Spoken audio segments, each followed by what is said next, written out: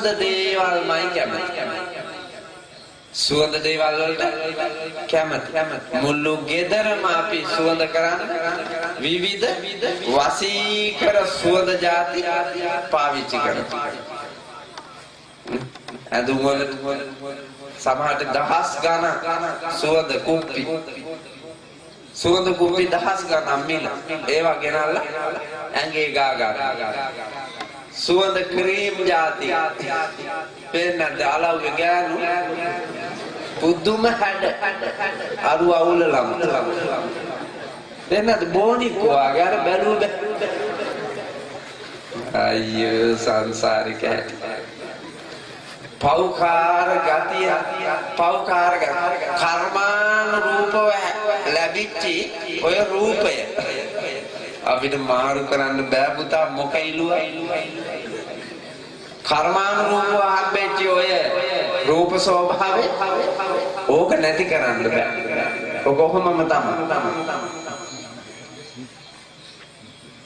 ලස්සන කරන්න බෑ අවලස්සන කරන්න හැබැයි පුළුවන් මිනිහෙකුට කර්මානුරූපව ලැබෙන ආයුෂ වැඩි කරන්න බෑ අඩු කරන්න පුළුවන් අපිට කර්මානුරූපව ලැබෙන නිරෝගීකම් වැඩි කරන්න බෑ අඩු කරන්න පුළුවන් ඒකත් කර්මය මත ඔබ කරන මෙලව දිවි ගමනේ ඔබ කරන කර්ම මත අඩු කරගන්න පුළුවන් වැඩි කරන්න හැම එකක්ම අඩු වෙනවා මිසක් පුතා වැඩි වෙන්නේ නැහැ. දැන් ඔබ එක ಜಾති ගන්න අර ඔළුවේ ගන්න හඳුන්නේ ඉසකස් කළු වෙන්න කියලා. ඔය නාකි ලොක්කො ඉසේ ගන්න මොනවාදෝ ಜಾතියක් කළු වෙන්න. කළු පාට ගියපු ගම මුගටියා වගේ. තඹ බැලලා ඔළුව කොතබුව දන්නව නේද? පුතේ හොතම්බුව දන්නවද? හොතම්බුව මොකද හොතම්බුව කියන්නේ? සාමාන්‍ය පෙළට එනකම් හොතම්බුව දන්න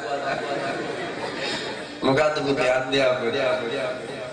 හොතම්බුව කියලා කියන්නේ හොතම්බුවේ කුගේ වාගේ නිතරම දැහි පොල්ලෙලි ගහන්නට පංකා දුයි නාහේ කාගේ සෞදන්ජමාගේ ඉස්සර අපි පොඩි කාලේ කවි පන්තියක් තිබ්බා සෞදන්ජමාගේ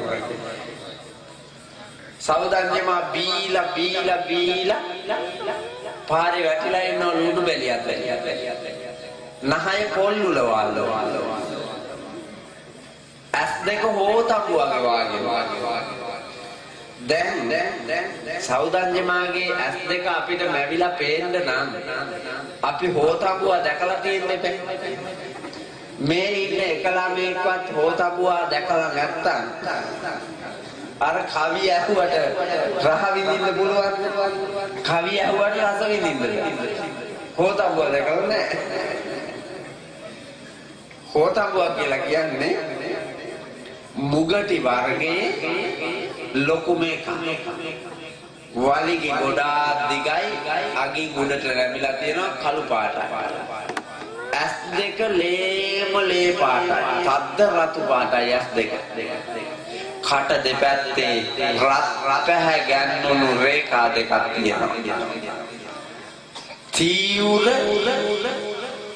කිරි පාට දත් දෙපළක් තියෙනවා ඕන එකෙක් ඉරාගෙන කන්න පුළුවන් වෙන විදියට තීව්‍ර ඊතල වාගේ දත් තියෙනවා ආන්නේ සතාගේ වාගේලු ඇස් දෙක සෞදන්ජමාන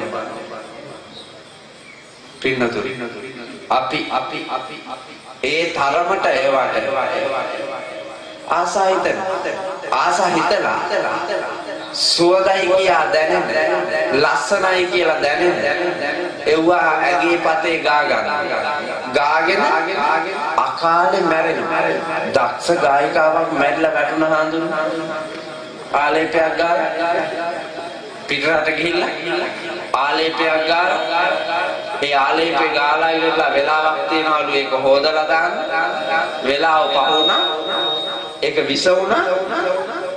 නාන කාමරේම මැරිලා වැටුණා.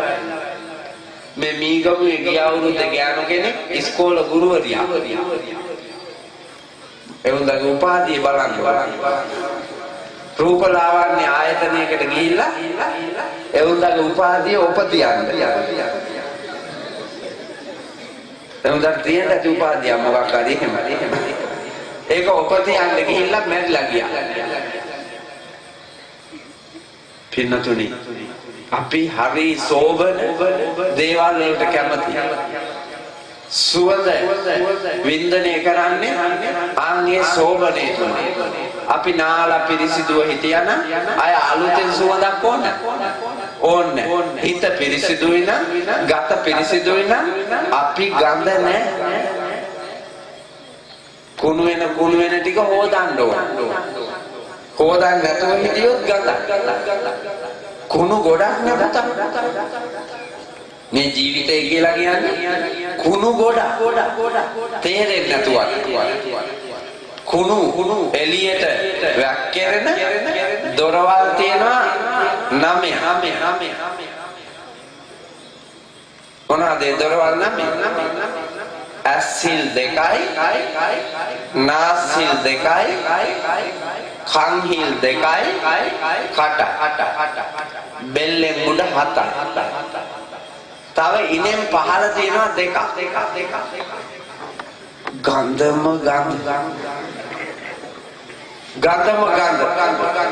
ඒ දෙකෙන් වැක්කිරුණොත් ඉඳලා ඉවරයි පුතා. අර වගේ නම් ගානක් නෑ ඉතින්. ඒ වගේ හීන්තරේ ටිකෙන් ටික මතුවෙන එච්චරම දුගඳ නෑ. අනිත් හිල් දෙක අර පහළ තියෙන අවරට ගියපු හිල් දෙක. ජරාව හැලුවොත් පලාතේ ඉන්න බෑ. ඒවා හැම වෙලාවෙම පිට වෙනකොට ගඳයි. හොදලා පිරිසිදු කරලා තියා ගන්න ඕන. හිත හොඳයි නම් ඇතුලේ ජරාව නැහැ එච්චර. අපි ඇතුලේ ජරාව දාන්න තමයි ඒවා කුණු වෙන්නේ, පල් වෙන්නේ. අපි පිරිසිදු දුගඳහම නැති જાති ඇතුලේ තැම්පත් කෙරුවා නම් එච්චරම කිලුටු වෙන්නේ නැහැ. එහෙනම් පාරිශුද්ධ ගමනක් යන්න සුවඳට වසී නොවි අවබෝධයෙන් යුක්තව ජීවිතය දකින්න වීරිය කරන්න ඕන. අනිත් එක තමයි කන පිනවන එක. අපි කොච්චර සල්ලි වියදම් කරනවද කන පිනවන්න. සමහරවිට පිනවනවා කියන එක දන්නේ නැහැ. රේඩියෝ එක දාපුවාම ගමෙන් භාගයකට ඇහෙනවා. දැන් රේඩියෝ එක දාගන්නේ හීසරේ Tamanට ඇහිලා විඳින්නේ. දැන් මමත් රේඩියෝ එක අහනවා. දැන් ඔය රෑ යන්න පිටත් වෙච්චාම පැය 3ක්ද 4ක්ද 5ක්ද ගුවන් විදුලි යන්ත්‍රේ වැඩ. වාහනේ. මම ඒකේ ධර්ම දේශනා අහනවා, පිරිත් අහනවා. ඔය රාත්‍රියේ තියෙන ගීත වැඩසටහන් ටික අහනවා. අහලා යනින් ගමන් කොල්ලන්ට ඒ සින්දු වල තියෙන ධර්ම කාරණා මම විස්තර කරලා දෙනවා. පිරිත් සූත්‍ර ධර්ම විස්තර කරලා දෙනවා.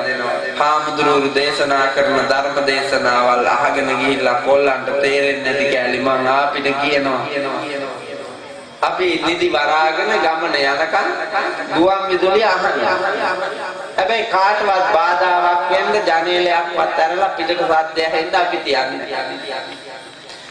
අපි දෙන්නවට ඇහෙන්න ගාන තමයි තියෙන්නේ.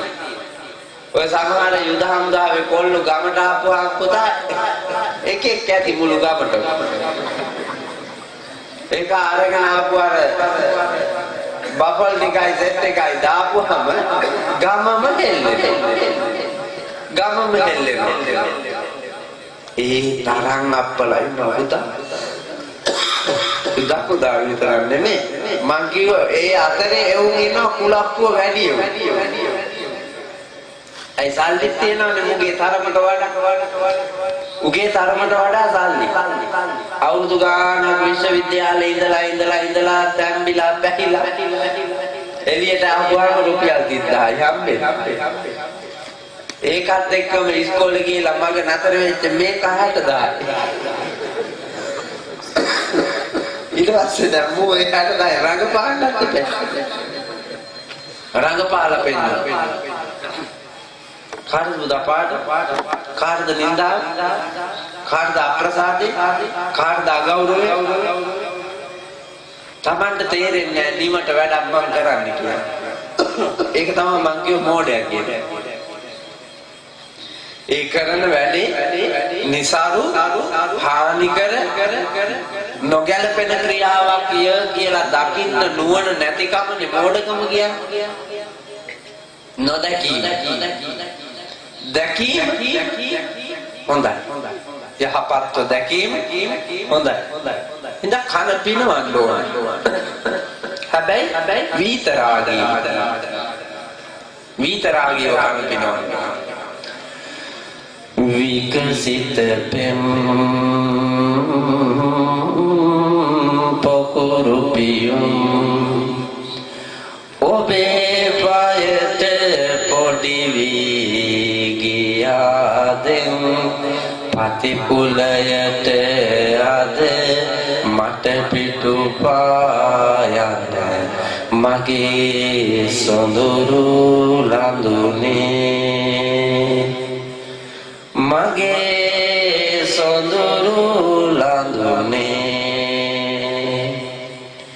නෙතේ කඳුළු බිඳු රැතනියානේ ඉහින්දර ඉඳ ඉකි බින්දිනා සඳ ආදර සමරුම් ප්‍රේම පුරානේ ඔබට විරාගිනි නොගෙනේවා ඔබට විරාගිනි නොගෙනේවා තනිකම රජයන පාළු විමානේ ගොම්මන් කළුවර හඬා වැටෙන්දී ඔබේ දිවි අරනේ රුවන් විජිතයේ මණික් පන් වැට දැල් වේවා මණික්